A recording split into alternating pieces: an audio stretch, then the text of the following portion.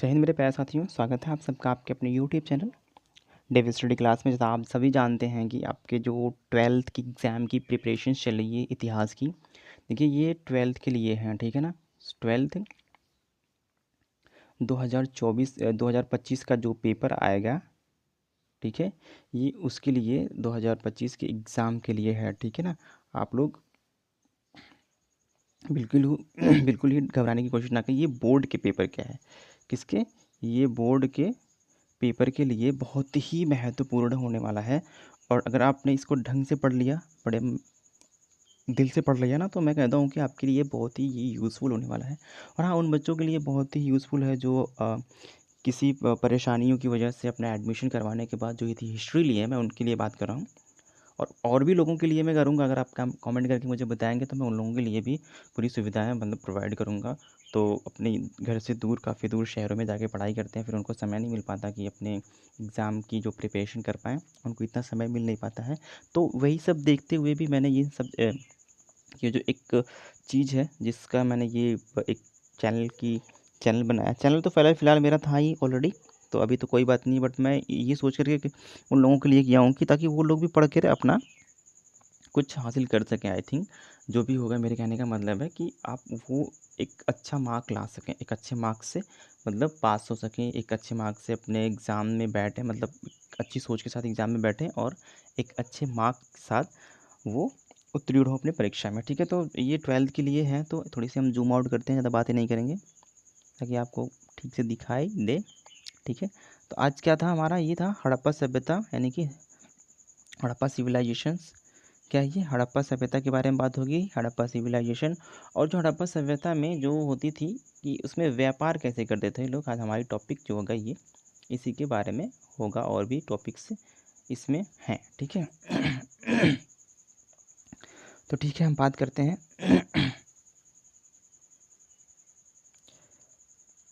तो आज की हमारी जो क्लास होगी बहुत ही इम्पोर्टेंट होने वाली है, अगर आपने इसको मन से पढ़ लिया तो, ठीक है। तो आज का हमारा क्लास है, ठीक है। हम बात करते हैं व्यापार के बारे में, ठीक है ना। देखिए व्यापार क्या था, हड़प्पा सभ्यता में स्थानीय वस्तु के निर्माण हेतु कच्चे माल, ठीक है, कच्चे माल की आवश्यकता होती थी।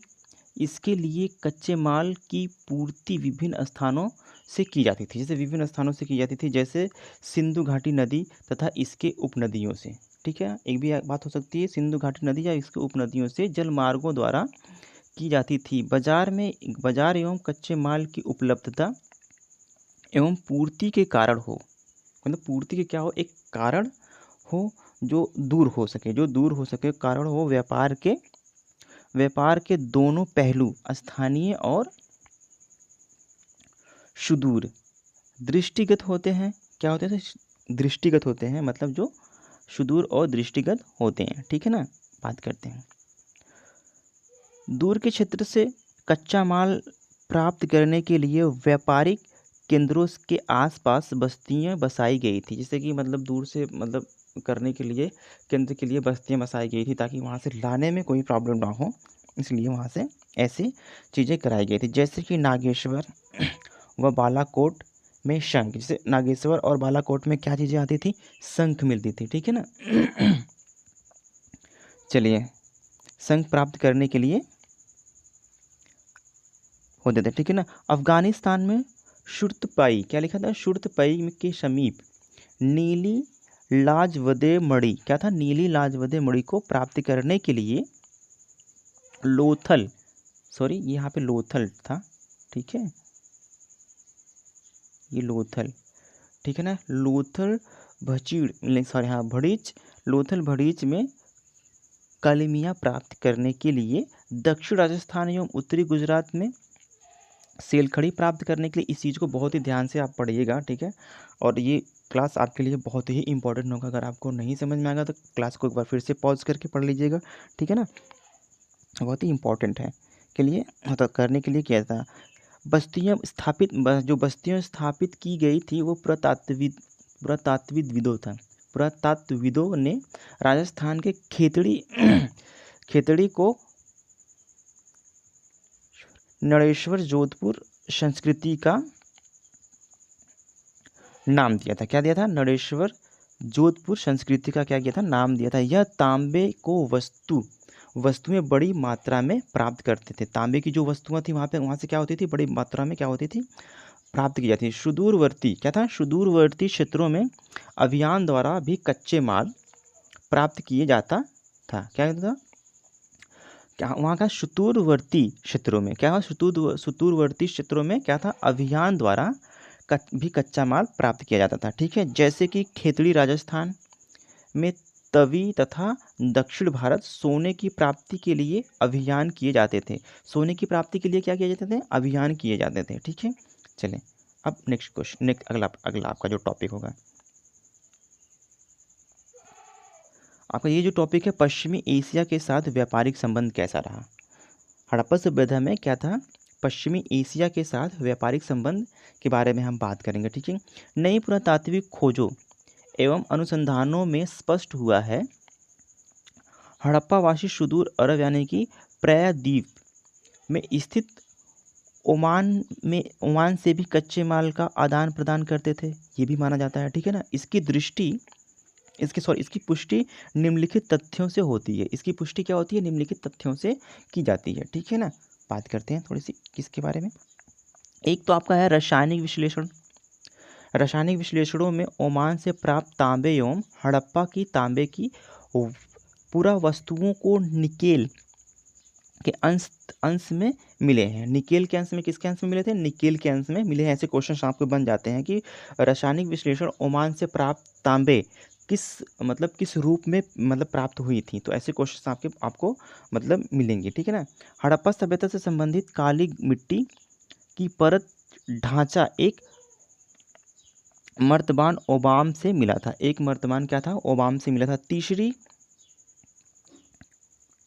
सहस्राब्दी क्या था, सहस्राब्दी ईसा पूर्व मेसोपोटामिया के लेखों में अगाम ओमान क्या लिखा था, अगाम ओमान से ताबा आयात करने का क्या था, वर्णन है।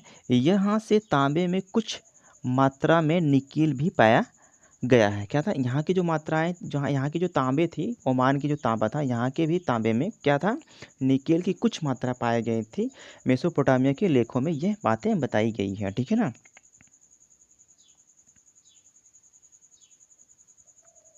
मेसोपोटामिया के ओमान के लिए क्या था, अब बात करते हैं ओमान के लिए। अमाग बहरीन क्या था, अमाग बहरीन के लिए दिलमुन तथा हड़प्पा के लिए मेलुहा शब्द का प्रयोग किया जाता था। किसके शब्द का प्रयोग किया था, मेलुहा शब्द। किस चीज़ का, मेलुहा शब्द का प्रयोग किया जाता था। ठीक है, दिलमुन तथा हड़प्पा के लिए मिलुहा शब्द का प्रयोग किया था।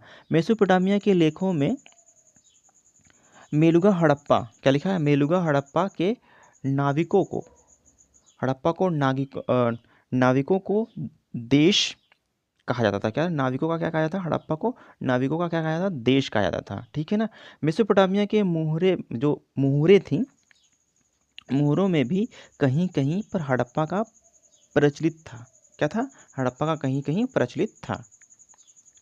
हड़प्पा में भी क्या था, प्रचलित था। किसका, मेसोपोटामिया की मोहरी भी क्या थी, मेसोपोटामिया की जो मोहरें थी, हड़प्पा में भी कहीं कहीं क्या था, इसके लिए भी वो प्रचलित किया गया था। उनकी चलती थी, कहा एक हिसाब से कहा जाए चलती थी। कुबड़दार बैल क्या था, कुबड़दार बैल के चित्र उत्कीर्ण हैं बहरीन में मिली गोलाकार फाराश की खाड़ी के जैसे मुहर में भी हड़प्पा के जैसे चित्र उत्कीर्ण किए गए थे। ठीक है, एक बार फिर से हम देखते हैं। कुबड़दार बैल क्या था, कुबड़दार बैल की चित्र उत्कीर्ण हैं, किसमें, कुबड़दार के चित्र क्या है, वो है इस तरह से, किसमें, मेसोपोटामिया के मुहरे में भी। किसके, मेसोपोटामिया के मुहर जो थी उसमें कुबड़दार बैल की भी चित्र क्या है, उत्कृष्ट की गई है। बहरीन में मिली गोलाकार फारस, किसके, फारस की खाड़ी के जैसे मुहर में भी हड़प्पा के जैसे चित्र उत्कीर्ण किए जाते थे। इसी प्रकार दिलमुन के स्थानीय बाट में था, किसमें, स्थानीय बाट में भी था। ठीक है, अब बात करते हैं मुहर व मुद्रांकन। किसके बारे में बात करेंगे? मुहर व मुद्रांकन के बारे में बात करेंगे, इसके बारे में बात करेंगे। हड़प्पा सभ्यता में मुहर और मुद्रांकन का प्रचलन एक विशिष्ट विशेषता थी। क्या थी? एक विशिष्ट विशेषता थी। पुरातात्विकविदों ने मुहरों और मुद्रांकन को हड़प्पा सभ्यता को सर्वोत्तम मतलब पुरावस्तु माना था। क्या था? पुरावस्तु माना है। ठीक है ना। हड़प्पा सभ्यता में उनके प्रकार के मुहरें पाई जाती थी। इनके अनेक प्रकार की क्या थे? हड़प्पा सभ्यता में क्या थी? अनेक प्रकार की मुहरें पाई गई हैं। समानता मुहरें सेल खड़ी से बनी हुई थी। क्या थी? समानता किससे बनी हुई थी? अगर ऐसा पूछा जाए कि हड़प्पा सभ्यता में जो मुहरें पाई गई थी वो समानता किस चीज़ से बनाई गई थी, तो आप बता सकती हैं कि सेल खड़ी से बनी थी। इनका आकार चौकोर होता था। किसका क्या होता था? सेल खड़ी का आकार क्या होता था? चौकोर होता था। सेलखड़ी से धनी इन मोहरों पर भैंस, बाप, बकरी, क्या बाघ है, ठीक है ना, ये बाघ है, ठीक है, इसमें बाघ था, बाघ, बकरी एवं हाथी जैसे जानवरों की आकृतियां अंकित होती थीं। क्या होती थी? आकृतियां क्या थी? अंकित होती थीं। ठीक है, अब बात करते हैं। साथ ही कई मोहरों पर लघु लेख भी अंकित होते थे। क्या थे? लघु लेख भी अंकित होते थे। हड़प्पा मोहरों और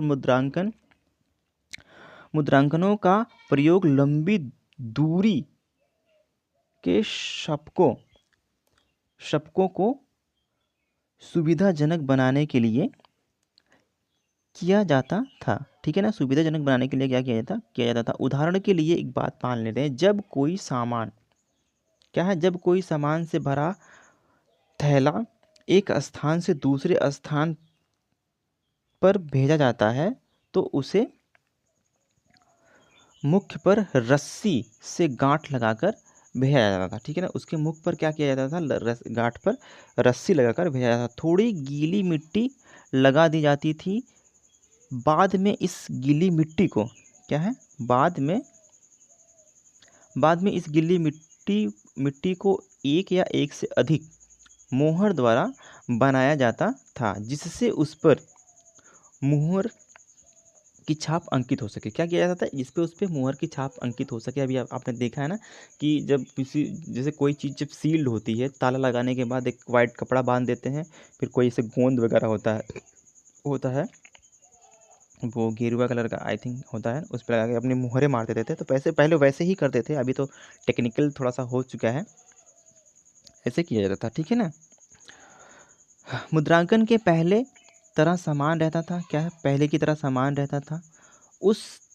उससे यह ज्ञात हो जाता था कि उसके साथ किसी भी प्रकार की छेड़खानी नहीं हुई। उससे ये पता चलता था उसके प्रकार की कोई छेड़खानी नहीं हुई है, यानी कि वो अभी ये सील पैक्ड है। मतलब कहा जाता ना उसके सील पैक है, ये भी कहा माना जा सकता है। ठीक है, चलिए। मुद्रांकन किसी अन्य जगह भेजी गई वस्तु की सुरक्षा और भेजने वाले प्रेषक की विशेष सूचना मिलती है। ठीक है ना। विशेष सूचना क्या थी? उस पर मिलती थी। ठीक है ना। अब बात करते हैं माप तौल के बारे में। किसके बारे में बात करते हैं? माप तौल के बारे में बात करेंगे। ठीक है, चलें। ये क्वेश्चन, हड़प्पा की अपनी विकसित माप तौल प्रणाली थी। क्या थी? अपनी एक विकसित माप तौल जो थी, एक प्रणाली थी। माप तौल द्वारा लिए माटों का प्रयोग, क्या है? माटों का प्रयोग यानी कि माटी का प्रयोग किया जाता था। ये बाट चर्ट नामक पत्थर द्वारा बनाए जाते थे। बाटों से निचले मानदंडों में, क्या लिखा? माटे के निचले मानदंडों में द्विधारी, क्या है? द्विधारी, जैसे बैनरी लगाया जाता है, द्विधारी बैनरी 1, 2, 4, 8, 16, 32 आदि थे। क्या थे? इतने इतने अंक थे।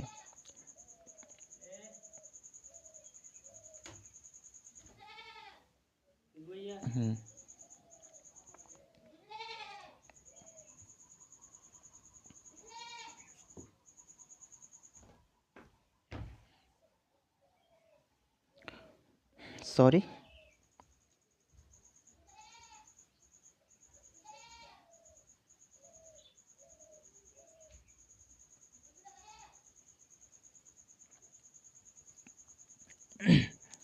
ठीक है, बाइनरी होते थे आदि, जिनकी सर्वोच्च सीमा 12,800 तक थी। क्या थी? जिसकी सर्वोच्च सीमा जो थी 12,008 तक थी।